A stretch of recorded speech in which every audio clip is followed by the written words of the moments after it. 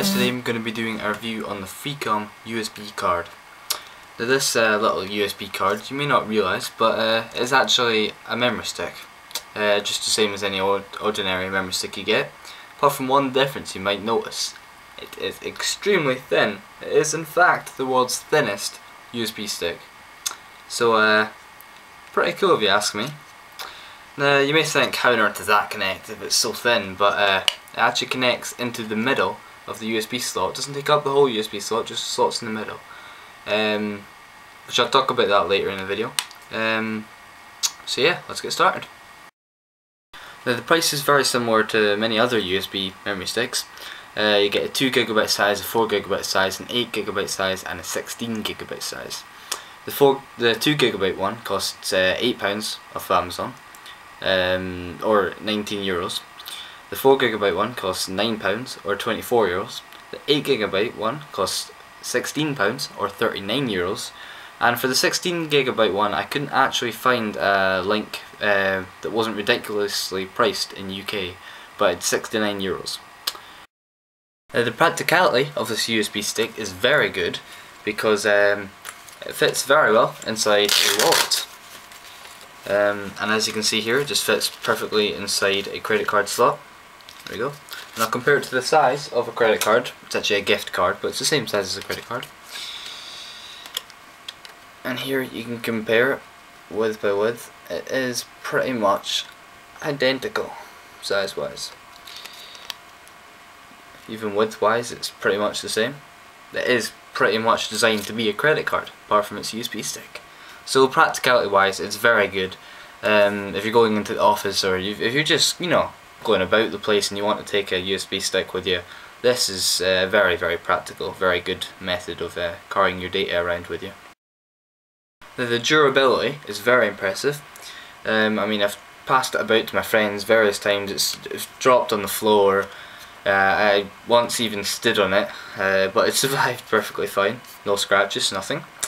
And I do actually know a few people who have the same product. I've had a talk to them, see how it's going for them.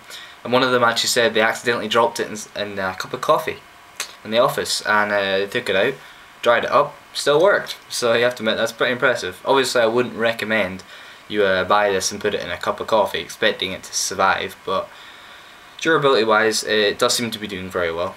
I will put in the captions in the video if anything does go wrong, but as far as I can tell so far, I think this is going to last good while, long while. Now for the performance of this Freecom USB card, I've compared it to many of its rivals, well, many other USB memory sticks, all 4GB, same as this one here. Doesn't really make a difference in transfer speed, but thought I'd just keep it fair. So to compare, I have a Cruzer titanium from Sandisk, which is twice the price. TDK, which is a little bit more expensive than the Freecom by £5, but still cheaper than the Sandisk. And then at the very bottom of the range we have the PNY memory stick, which costs £7, so it's £2 cheaper. Okay, so we'll go on to the figures now.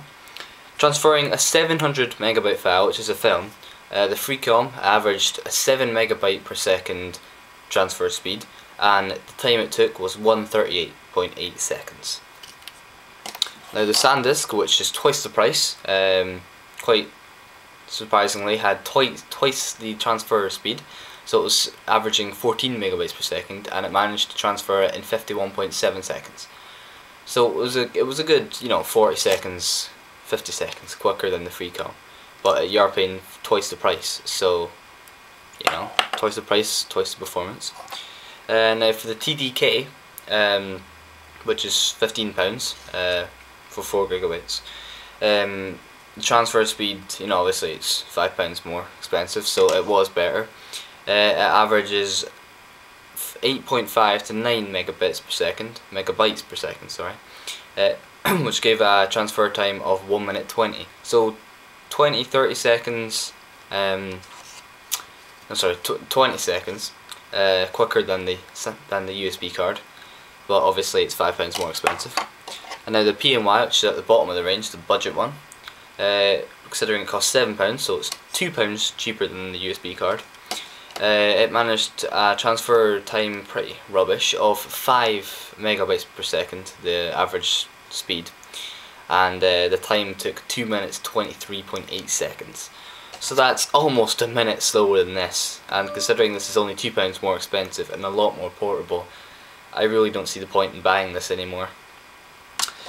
So on performance wise, it does what you'd expect for the price, which is, you know, it's good enough for everyday use. I find it perfectly acceptable. So in conclusion, this USB card is very good for the money, very good value. It's very slim, it's robust, portable, it's got good performance for the price. There's nothing really bad I can say about it. So I would definitely recommend this product.